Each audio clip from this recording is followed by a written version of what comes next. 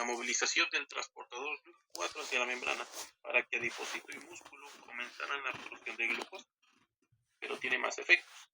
Otra de las consecuencias de la activación de las enzimas de las marcinas es la inducción de las enzimas de la clase de las fosfatasas, que se especializan en retirar fosfatos. Estas fosfatasas van a provocar que se le quite un fosfato a una enzima que espero que le suene, ¿no? Se llama PFK2. ¿Le suena el nombre?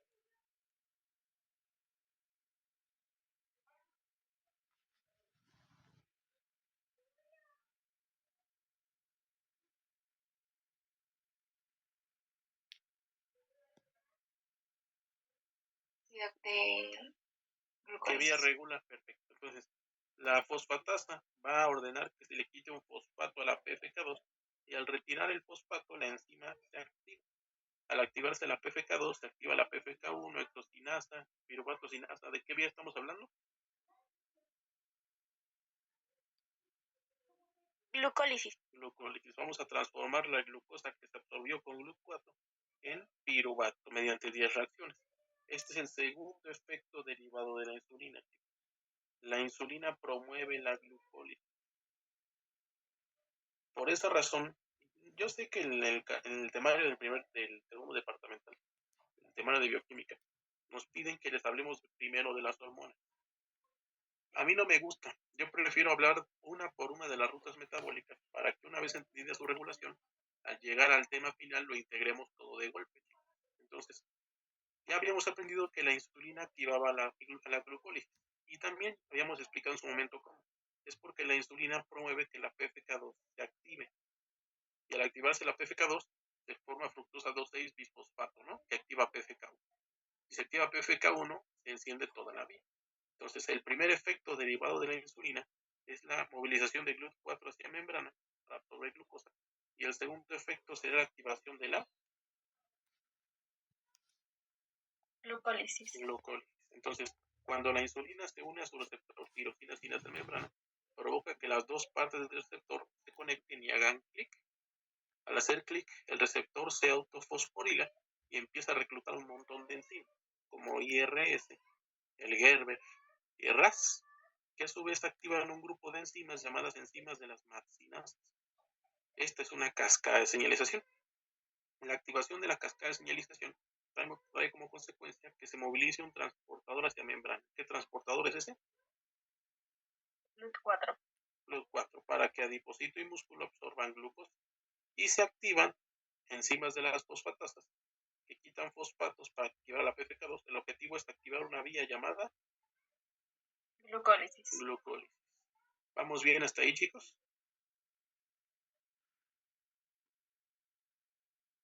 ¿Puede repetir lo último de las fosfatasas, por favor? Soy Daniela.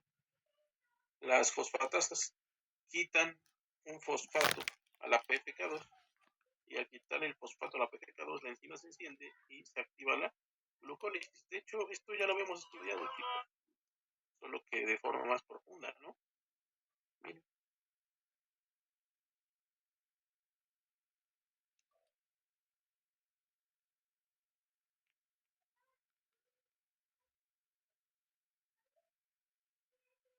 Es esto. La insulina, mencionamos, activa fosfatasas, se le quita el fosfato a la PFK2 y la enzima se enciende. Al activar este PFK2, convierte fructosa 6 en fructosa 2,6-bisfosfato. Fructosa 2,6-bisfosfato activa la PFK1. Y si activamos la PFK1, se enciende la glucólisis. Solo que es una versión muy sintetizada. ¿Recuerdan regulación de la glucólisis, chicos?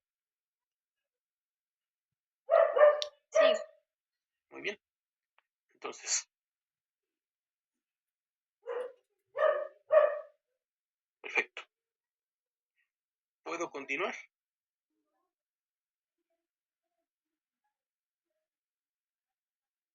Sí. Estas fosfatasas no solamente van a provocar la activación de la PFK2 que induce la glucólisis, también van a retirarle fosfatos a otras dos enzimas, que de corazón espero que se acuerden. La primera de ellas se llama glucógenosintasa. Cuando se le retira el fosfato a la glucógenosintasa, la enzima se activa ¿Y qué vía regula la glucógeno sintasa, chicos?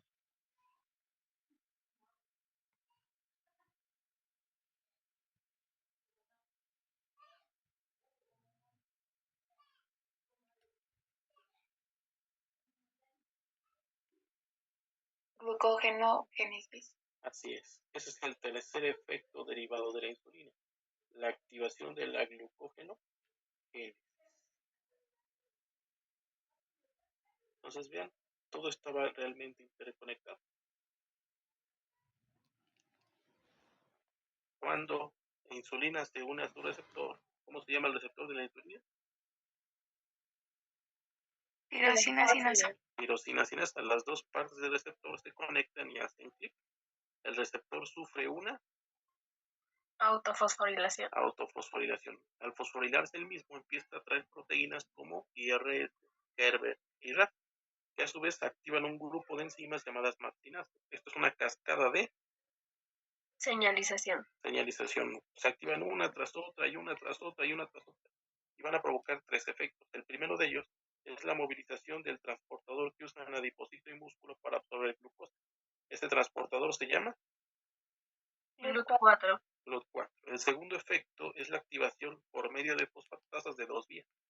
La fosfatasa causa la activación de la PFK2, activando la vía llamada glucólisis. Y la fosfatasa causa la activación de la glucogenosintasa, activando una vía llamada Glucogenogénesis. Entonces, en presencia de insulina podremos decir que hay tres efectos. Se absorbe glucosa, se metaboliza en glucólisis y lo que sobra se almacena en forma de Glucógeno. ¿ven? Esto es integración. ¿Me doy a entender hasta aquí, chicos? Sí. Ahora, así acabamos nuestro cuadro. En la siguiente columna del cuadrito son las vías activadas. ¿Qué vías son sensibles a la insulina, chicos? Dijimos.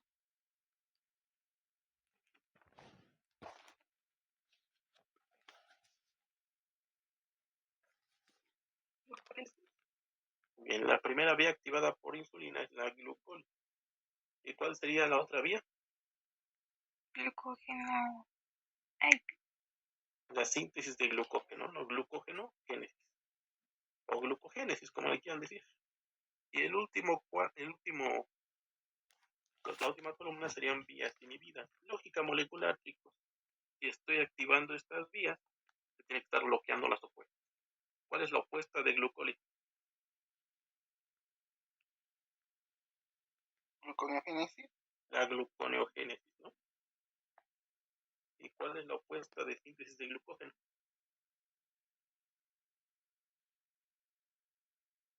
Glucogenólisis. Glucogenólisis. Por eso nos tomamos la molestia de aprender los conceptos esenciales, para que llegando a este momento, con solamente nombrar la vía, sepan qué está pasando.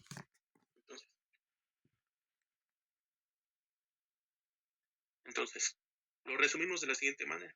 Durante el estado postprandial, en respuesta a la hiperglucemia, las células beta del páncreas liberan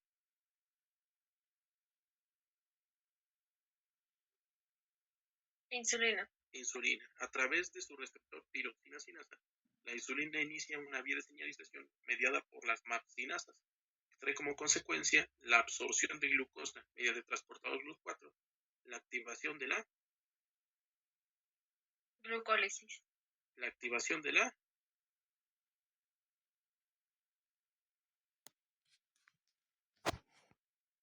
Glucólisis. síntesis de glucógeno y la inhibición de la Gluconeogénesis. gluconeogénesis y de la Glucogenólisis. Cada vez que estudian una hormona tienen que preguntarse 5 cosas, chicos, para dominar esta parte. En su examen departamental, número 1, estímulo que desencadena la hormona. Número 2, receptor de la hormona. Número 3, vía de señalización. A grandes rasgos, ¿no? Número 4, vías activadas. Número 5, vías inhibidas. Eso es todo. ¿Me di a entender con la insulina, chicos?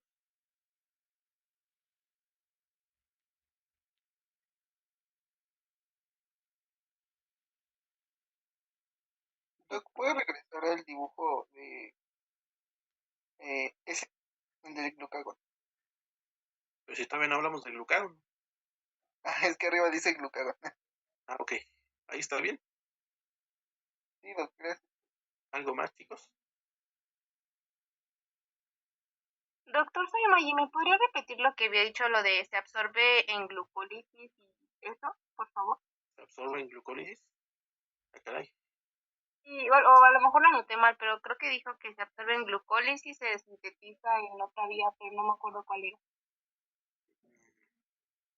Bueno, la insulina tiene tres efectos. El primero es la movilización del transportador GLUT4 hacia la membrana para absorber glucosa. Después, esa glucosa absorbida entra a glucólisis, que es la segunda vía favorecida por insulina. Y el exceso de glucosa es almacenada en forma de glucógeno, a través de la tercera vía favorecida por insulina. ¿Me di a entender? Sí, gracias. ¿Algo más, chicos? Usen su lógica molecular. Para trabajar con la glucosa primero tenemos que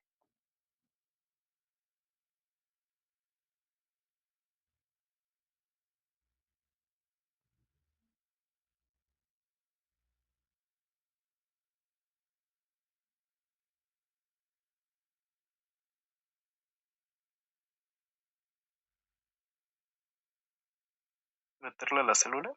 absorberla muy bien. Una vez que la absorbimos, ¿a dónde la mandamos? A la vía de glucólisis. Y si me sobra, ¿dónde la mando? A glucogenogénesis. A la síntesis de glucógeno. En ese orden. ¿Alguna pregunta con la insulina, chicos?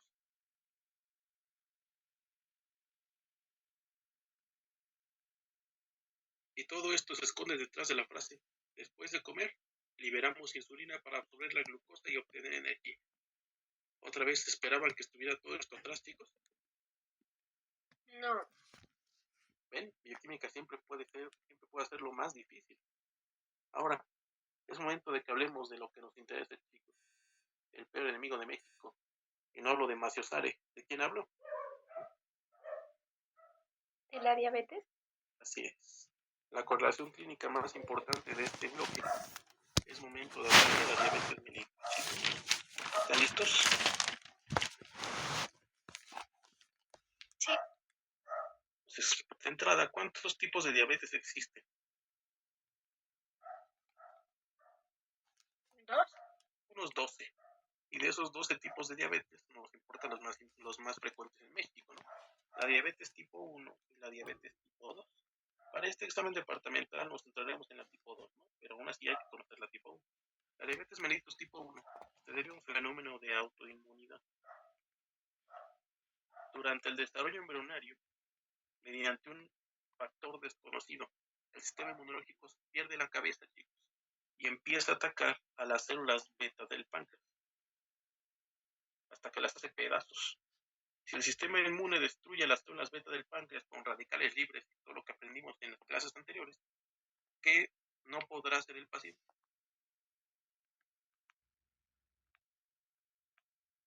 Sintetizar insulina. Producir insulina. Al destruir sus células beta del páncreas, adiós insulina. Y sin insulina, ¿qué no va a poder hacer el paciente? En orden.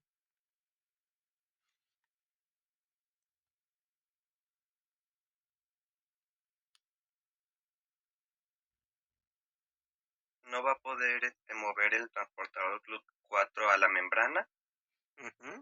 Y por tanto, lo tanto no va a haber una activación de dos vías por medio de... Espérame, vas bien, estás bien. Pero antes de eso, si no se mueve el GLUT4, la membrana, ¿qué no va a poder pasar? ¿El músculo no va a poder absorber glucosa? Si es la glucosa se queda flotando en sangre y aparece un signo llamado hiperglucemia. El paciente con diabetes mellitus tipo 1 tiene hiperglucemia, pues porque sin insulina no hay manera de que se absorba glucosa en sangre, no se mueve el transportador GLUT4. ¿Ahora lo entienden, chicos?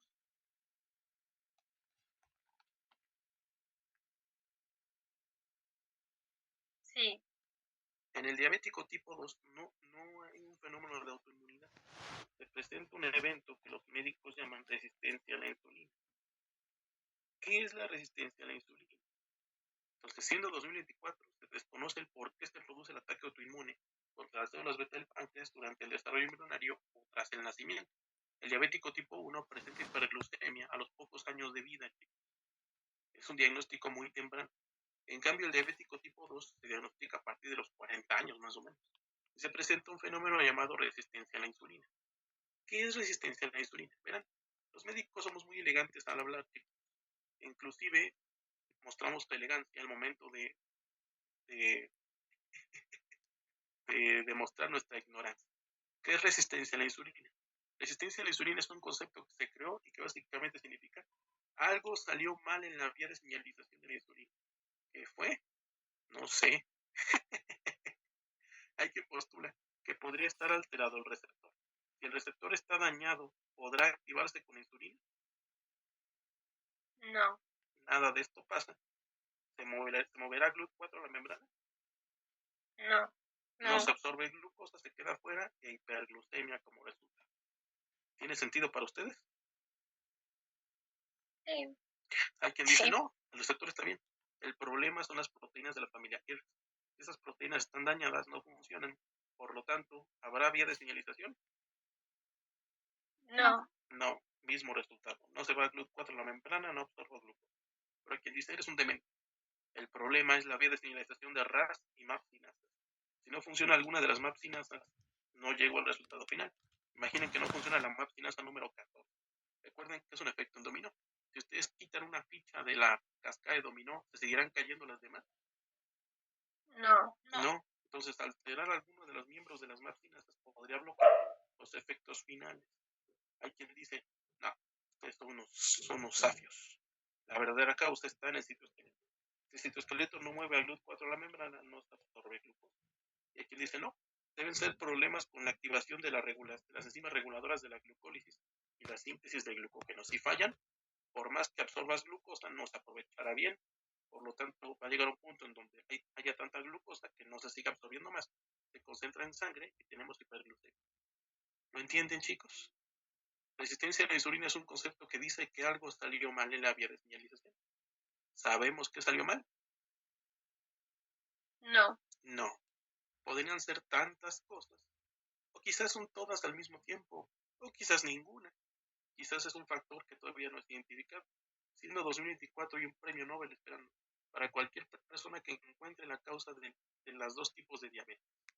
Las otras son genéticas, esas sí sabemos por qué son. Pero estas no. No sabemos por qué se produce el efecto de tu inmune contra las células beta.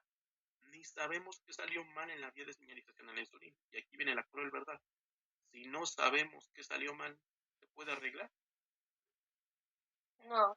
No, solo podemos limitarnos a controlar.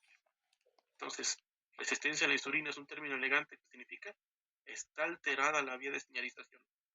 Puede ser a nivel de receptor, complejo de señalización, vía de señalización, cascada de señalización, transportadores, vías metabólicas. Algo salió mal. ¿Sé que salió mal? No. No. Muy bien. Perfecto. Entonces, pregunta Alondra. ¿Por qué hay una hiperglucemia en la diabetes 2? Ok. No te preocupes, Alondra, apenas lo íbamos a explicar. Si la vía de señalización no funciona, chicos, ¿se podrá movilizar GLUT4 hacia la membrana? No. Y si GLUT4 no está en la membrana, ¿las células podrán absorber glucosa? No. Si la glucosa no es absorbida, se queda afuera. Se incrementa su concentración y tenemos hiperglucemia. ¿Me di a entender, Alondra? Doctor, yo tengo una duda. ¿Escucho? Soy Emiliano. ¿Y entonces por qué la obesidad está relacionada con la diabetes? Eso lo veremos hasta el tercer bloque. Pero te doy un spoiler. ¿Te parece bien, Emiliano? Sí, por favor. Resulta que la alta concentración de grasa en los tejidos genera daño. Se llama lipotoxicidad. El daño lastima las células y provoca que entren en inflamación. Recientemente los inmunólogos han sugerido que algunas de las citocinas que se liberan durante la inflamación podrían utilizar las mismas enzimas de señalización que la insulina. Estarían compitiendo directamente con ella. Por lo tanto, las enzimas, en vez de hacerle caso a la insulina, le estarían haciendo caso a las citocinas inflamatorias, provocando que se produzcan los efectos asociados a la inflamación, pero no los efectos finales de la insulina. Esta es una propuesta. Entonces, mientras más ácidos grasos se acumulen en un tejido, más daño tendrá ese tejido. Mientras más daño tenga, se genera inflamación, y la inflamación está vinculada con la falta de respuesta de la vía de señalización a esta hormona. ¿De qué manera? Eso es algo que todavía no se sabe. ¿Me di a entender? Sí, doctor, gracias. No, ¿de qué? Para más información, pregúntale a tu inmunólogo de confianza. Segunda, pregúntame, ¿por qué? Eso ya más allá de lo que queremos lograr, May. Es porque... es porque, bueno, en tercer bloque vamos a aprender que la insulina promueve la producción de una proteína llamada factor estimulador de los melanocitos. Favorece su desarrollo, ¿no? Entonces, al favorecer su desarrollo, aparece ese signo que mencionas, me di a entender. No te pierdas tercer bloque para contestar esta pregunta. Muy bien. Entonces, sea como sea por diabetes 1 o diabetes 2, tenemos hiperglucemia como signo principal. Entonces, pero para poder diagnosticar hiperglucemia hay que saber cuál es la glucosa normal en sangre, ¿no? La llamada euglucemia. Término que le encanta a los bioquímicos, pero que nadie más usa. Euglucemia significa glucosa normal en sangre. La glucosa normal va de los 70 a los 100 miligramos por decilitro. Está prohibido que olviden ese rango, chicos. Es una condición tan común en nuestro país. ¿Olvidar este rango es un pecado? Sí. Pregunta Maddy. Aquí van a relacionar las diabetes tipo MODY. Fati, las diabetes MODY son las diabetes de origen genético. Hay mutaciones puntuales, principalmente en ciertas enzimas de la vía de señalización o en las enzimas reguladoras de la glucólisis. Entonces, esas diabetes son muy raras y se verán hasta endocrinología en tercer año. Entonces, ahorita nos enfocamos en las más comunes. ¿Me di a entender, Fati?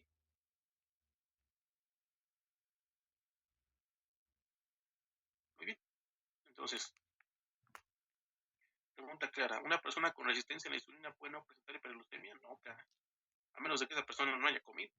Pero siempre que haya resistencia a la insulina, la glucosa se va a elevar en sangre porque no funciona bien la vía.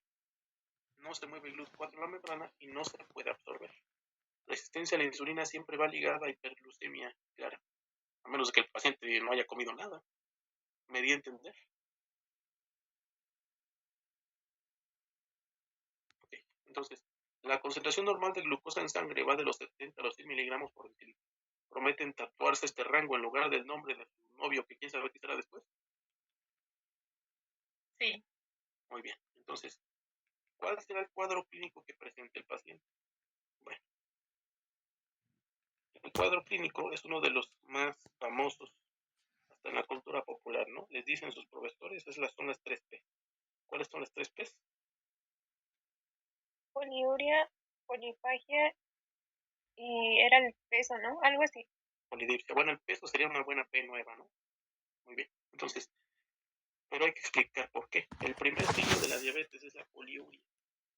El paciente va al baño de forma habitual. Es un clásico. El paciente se levanta de la madrugada solo para ir a hacer pipí. ¿Por qué el paciente con diabetes tiene tantas ganas de ir al baño continuamente? Es por la hiperglucemia.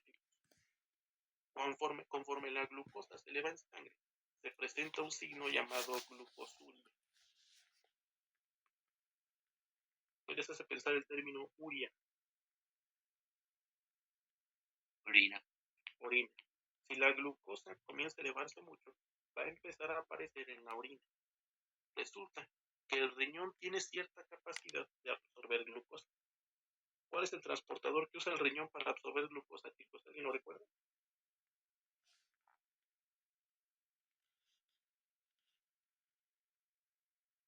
¿El GLUT5? No. Bueno, sí está el riñón pero ese absorbe fructosa. El transportador que absorbe glucosa en el riñón se llama SGLT2 y su umbral de absorción es de 180 miligramos por decilitro. ¿Qué significa eso? El transportador SGLT2 puede evitar que la glucosa se pierda en la orina siempre y cuando no supere esta concentración. Esa es su capacidad máxima, esa es su saturación. Pero el diabético tiene hiperglucemia. ¿Creen que su glucosa supere este rango? Sí. Sí. Cuando la glucosa del diabético supera los 180 miligramos por decilitro, este transportador ya no puede seguir absorbiéndolo. Por lo tanto, el riñón dice ni modo, dice lo que. Y la glucosa empieza a perderse a través de la orina. No deben olvidar que es un carbohidrato.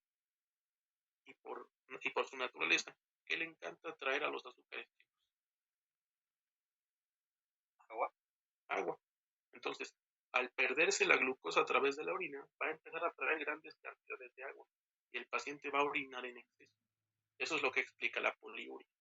Cuando el paciente empieza a presentar poliuria, es porque la glucosa ya superó este rango, ya superó la absorción de este transportador, empieza a tirarse a través de la orina y como es un azúcar atrae agua, haciendo que el paciente orine grandes volúmenes de líquido. Si el paciente orina demasiado, se va a deshidratar, lo que da lugar al siguiente signo: polidipsia. Polidipsia es la sed excesiva. ¿Adivinan ahora por qué el paciente con diabetes tiene sed continuamente?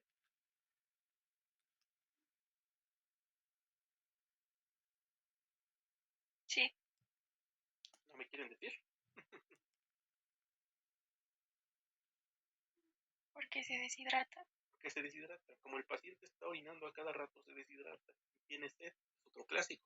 El paciente se levanta en la madrugada a hacer del baño y después de hacer pipí va a la cocina por Agua. agua. El paciente diabético toma grandes volúmenes de agua porque está deshidratado, porque orina continuamente. ¿Ahora tiene sentido para ustedes? Sí. El proverbio de la bioquímica es que nos explica los porqués. Este es el porqué de las cosas. El último signo es la polifagia, ¿no?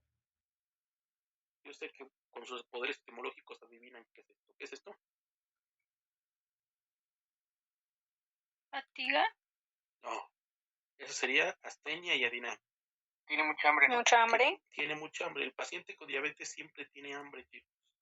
El por qué el paciente diabético tiene hambre de forma continua, se los explicaré en este tercer bloque.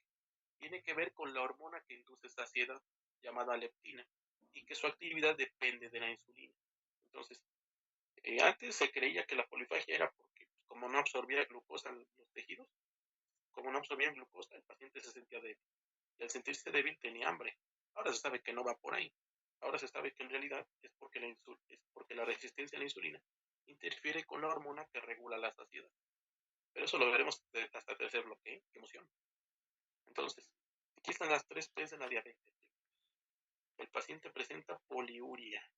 ¿Por qué el paciente con diabetes orina tanto? ¿Alguien lo explica?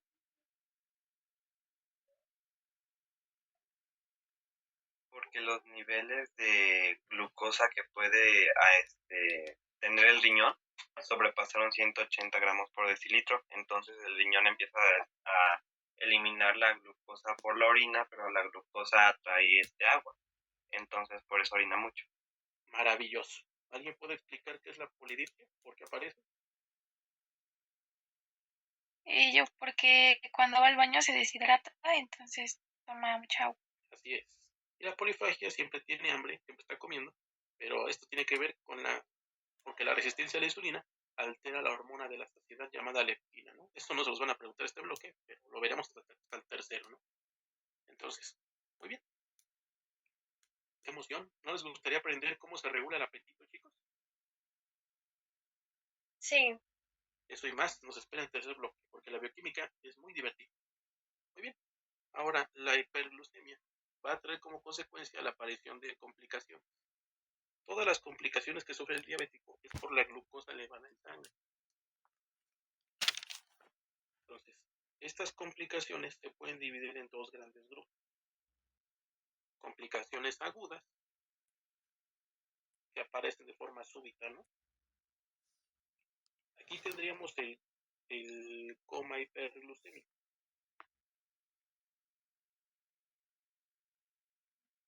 El paciente con diabetes, si no controla su glucosa en sangre, la concentración de glucosa sube, y sube, y sube, y sube, Al aumentar la concentración de glucosa en sangre, ¿qué creen que le pase a la osmolaridad?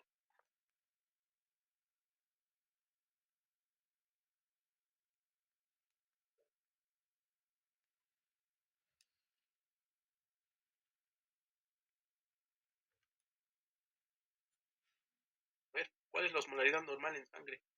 Primer bloque. De 290 a 310 milimoles. Excelente, en promedio 300, ¿no? Pero si la glucosa está elevándose por la diabetes, por la resistencia a la insulina, ¿qué creen que le pase ese valor de 300?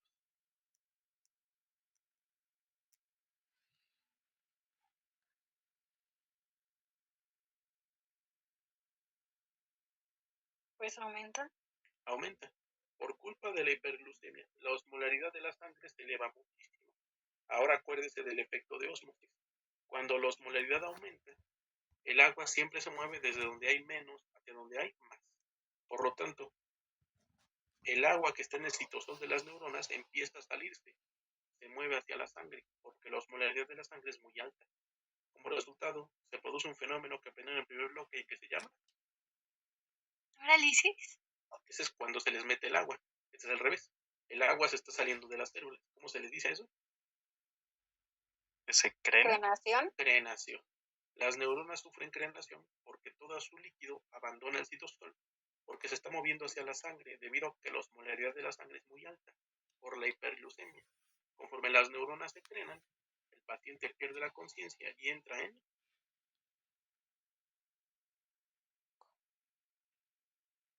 Como hiperglucemia. en coma. ¿Cuál es el tratamiento entonces? ¿Cómo harían que el agua volviera a entrar a las neuronas? Bajando los niveles.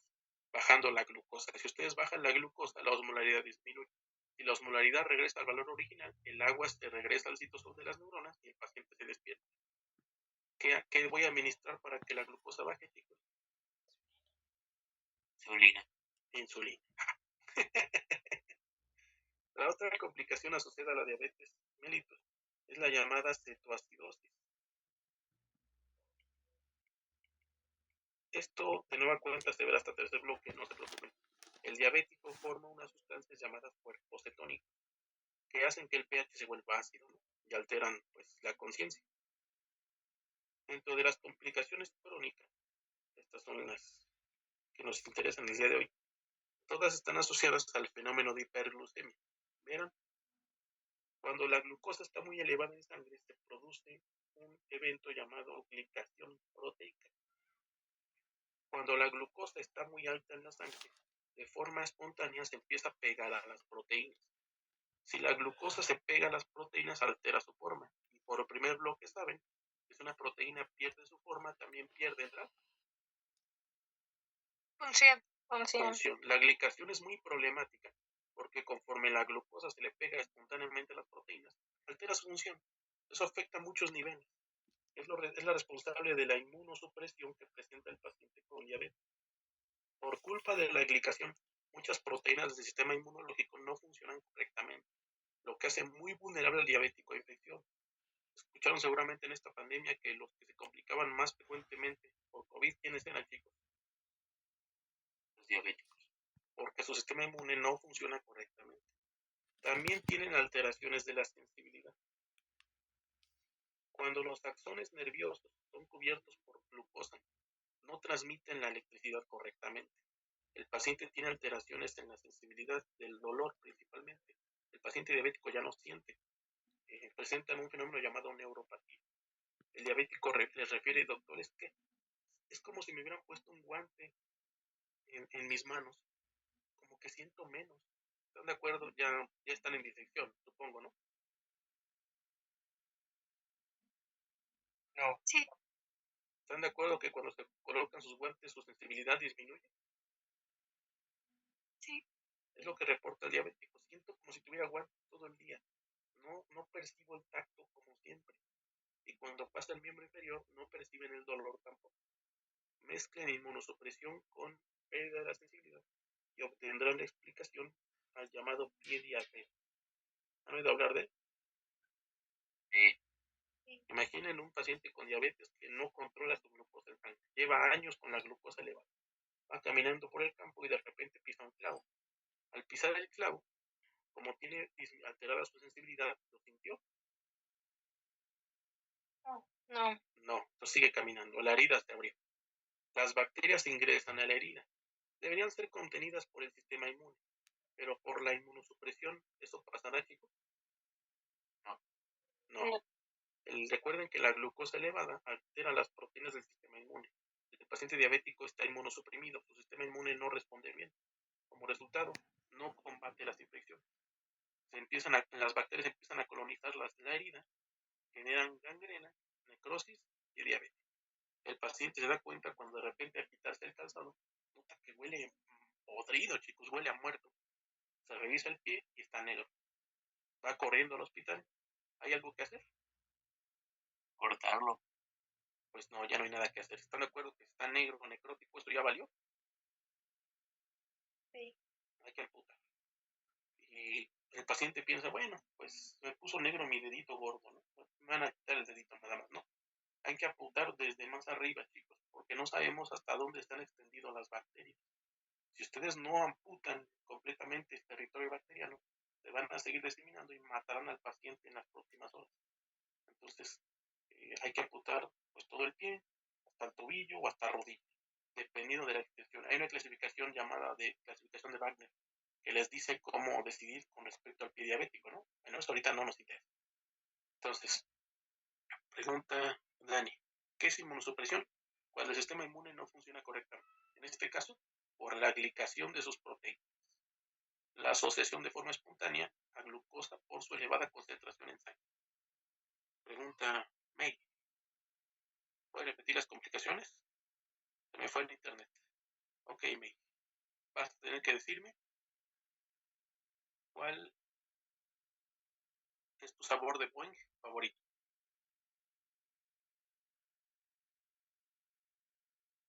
Mango, ¿concuerdan con May, chicos? Sí. Así es un clásico. Entonces, las complicaciones crónicas del diabético se deben a la glicación. Cuando la glucosa está muy alta en sangre, de forma espontánea se pega a las proteínas. ¿Este fenómeno cómo se le dice?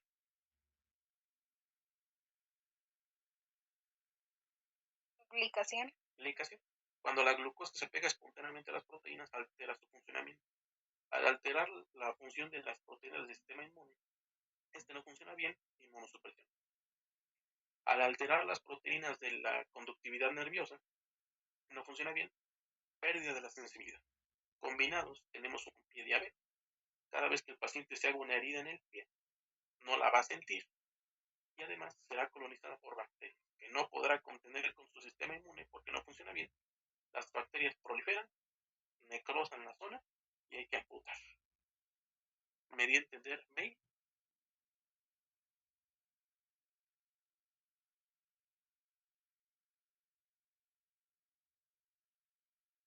¿Y las agujas? ¿Cuáles agujas, May?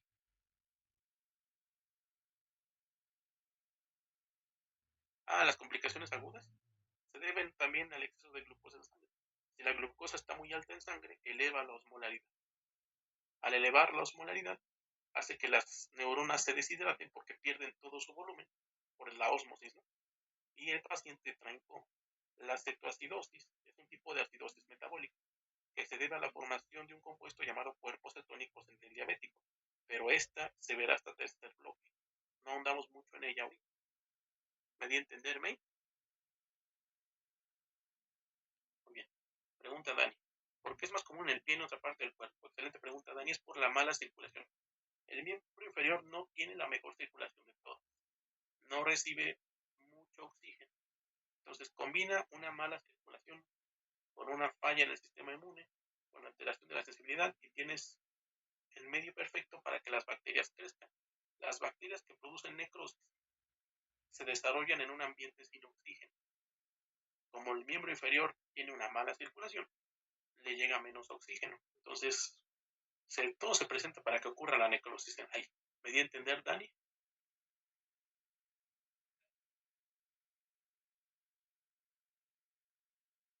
Muy bien. Las otras complicaciones crónicas que va a sufrir el diabético son la retinopatía, mediante algún fenómeno no bien comprendido, la hiperglucemia, provoca que las arterias empiecen a desarrollarse de forma aberrante en la retina. Las arterias comienzan a ocupar territorio que le corresponde a conos y bastones. Si las arterias, si los vastos ocupan el territorio de conos y bastones, ¿qué viene a continuación para el paciente? Usando sus poderes psicológicos. La pérdida de visión. Se va a quedar ciego. No se sabe por qué. El exceso de glucosa en sangre hace que los vasos sanguíneos tomen territorio que no les corresponde, invadan conos y bastones, que son las células encargadas de la fotopercepción, ¿no? La visibilidad. Entonces, y por último, la cereza del pastel, la nefropatía.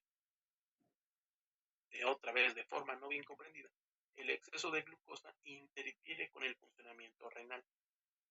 Con el pasar de los años, la hiperglucemia va a provocar que el riñón sufra daño, y al dañarse el riñón, perdemos la capacidad de filtrar la sangre. Por lo tanto, sin el riñón podremos regular el equilibrio ácido-base. Primer bloque. No. No. Sin el riñón tampoco eliminaremos toxinas derivadas del metabolismo y por medicamentos. Aquí valió, una vez que el paciente desarrolla nefropatía, entra en insuficiencia renal, se termina. Dicen los médicos especializados en salud pública que la principal causa de muerte en México es la insuficiencia renal. Pero es una máscara. ¿Quién se esconde detrás de la máscara, chicos? La diabetes. Esa es la verdadera principal causa de muerte en nuestro país. Hay un premio Nobel esperando para aquella persona que nos explique por qué el diabético tiene daño en la retina, por qué este fenómeno en particular y por qué el daño a nivel renal. Hay algunas buenas ideas, pero nada concluyente todavía. Entonces, quiere decir, chicos, que este horror es la consecuencia final de la hiperglucemia sostenida con los años.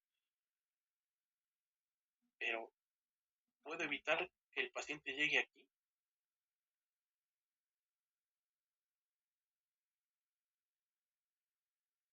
¿O Sí. Esto es como Thanos, chicos? ¿Es inevitable? ¿O puedo hacer algo? Sí puedo hacer algo. A ver, lógica molecular. ¿Qué tienen en común las 4 complicaciones del diabetes? Que tiene elevado la glucosa. La elevada glucosa en sangre que produce glicación.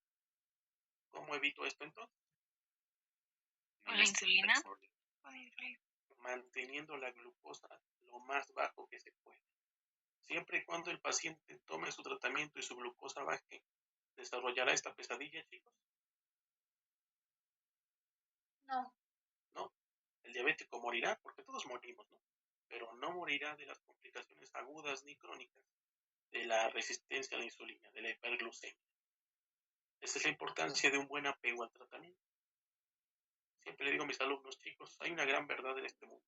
No importa qué tan listos sean, no importa que ustedes dominen la cascada de señalización de la insulina a la perfección, no importa que sean expertos en el uso de todos los tipos de insulina que existen en farmacología, de acción larga, de acción intermedia, rápida acción, no importa. Si fracasan en la relación médico-paciente, ¿su paciente les va a hacer caso? No. La clave para el tratamiento de la diabetes mellitus es bajar la glucosa en sangre. Y para bajar la glucosa en sangre necesito una buena relación médico-paciente. ¿Ya ubican el término por salud mental? Sí. Si tengo una buena relación médico-paciente, el paciente me va a creer, va a seguir el tratamiento que le voy a dar. Su glucosa estará baja y nunca desarrollará esto. Pero si mi relación médico-paciente es muy mala, por más inteligente que sea, una vez que el paciente salga de consulta, va a doblar mi receta, la va a guardar en un cajón y va a preferir hacerle caso a su vecina, que hasta dicen que es bruja, que le recomienda porquerías como la moringa. ¿Han oído hablar de ella? No. No, pues fíjese, vecina, usted tome moringa acompañada con veneno de serpiente de cascabel, y con eso se va a curar de su diabetes, porque dicen diabetes, ¿no? Si el paciente empieza a tomar otras porquerías en vez de seguir su tratamiento, su glucosa va a seguir subiendo. Sí. Y conforme su glucosa suba, ahora sí, esto será como Thanos, ¿será? Inevitable. La hiperglucemia es un túnel y los túneles solo tienen una salida. Esta es la única salida. Si quieren evitar entrar al túnel, hay que bajar la glucosa en sangre. ¿Les gustaría aprender cómo se hace? Sí. ¿Me doy a entender hasta aquí, chicos? Pero yo tengo una duda. Espérame, porque tenemos cola. Pregunta Mariel. ¿Podría explicar lo de la diabetes y regulación con la osmolaridad y la creatinina? Claro que sí. Si la glucosa se eleva en sangre, eleva la osmolaridad. Por ósmosis, por ósmosis, el agua siempre se mueve desde donde hay menos hacia donde hay más. Como la osmolaridad de la sangre está muy alta, el agua del citosol empieza a salirse para ir hacia la sangre. Las neuronas se deshidratan y entran en coma. Eso es lo que ocurre, María. Si tú das insulina, la glucosa baja porque es absorbida. Al bajar la glucosa, baja la osmolaridad, el agua regresa a su sitio de origen, se mete al citosol, las neuronas se rehidratan y todo está bien. Pregunta otra. ¿Por qué si se les da insulina se les pide que modifiquen su dieta? Es porque, como comentó tu compañero, la resistencia a la insulina está íntimamente ligada a la lipotoxicidad. Mientras más ácidos grasos se acumulen en los tejidos, más daño sufren estos y por algún efecto no bien comprendido, el daño al tejido se asocia a resistencia a la insulina. Entonces, si el paciente entra en dieta, deja de acumular grasa. Si deja de acumular grasa, la resistencia a la insulina mejora. Y si mejora esto, la glucosa baja. Y no pasa nada. ¿Me di a entender, Alondra?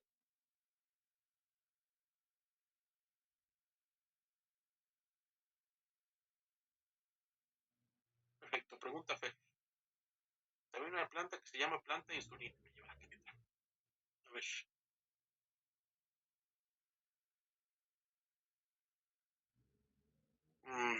Ok. Miren, chicos. Yo sé que muchas personas dicen, es que no me gusta tomar medicamentos porque no es natural, ¿no? Cuando en realidad lo que esas personas no saben es que adivinen de dónde sacaron las moléculas que se usan en medicamentos los farmacólogos. ¿Se las inventaron?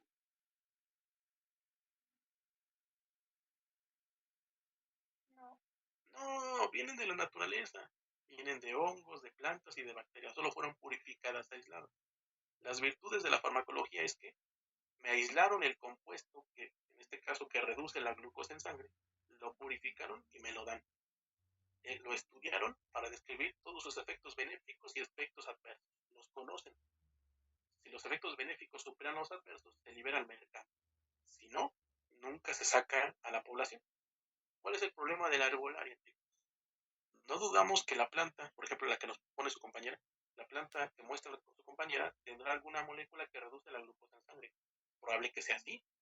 El problema es que esa molécula está purificada. No. Al comerme la planta, estoy ingiriendo la molécula benéfica junto con un montón de otras moléculas que no conozco ni siquiera. No sé si alguna de ellas tiene un efecto tóxico. No sé si combinadas tienen un efecto tóxico. Y eso podría ser problemático en un paciente que ya presenta daño en tejidos como el diabético. Sí. Ese es el problema de la herbolaria. Nadie niega que la herbolaria sea útil. El problema es que no describen todos los efectos potenciales del consumo de toda la planta. Hay una rama de la farmacología que se enfoca en eso. Porque de forma curiosa van a aprender en farmacología que hay veces en donde la planta presenta un efecto benéfico si se come entera. Si aíslan el compuesto y se lo administran al paciente no pasa nada. Quiere decir que para que el compuesto funcione debe interaccionar con los otros elementos de la planta. El problema es definir cuáles son, porque la planta tiene un montón de moléculas diferentes. Entonces, no se peleen con los pacientes chicos. Siempre y cuando su paciente, esta es una máxima que dicen los antiguos, si el paciente sigue el tratamiento, siempre y cuando lo respete, déjenlo ser, chicos. Si el paciente dice, no, doctor, es que me dio diabetes por el mal de ojo que mi vecina me hizo brujería. Sí le hizo brujería, pero siga tomando su medicamento.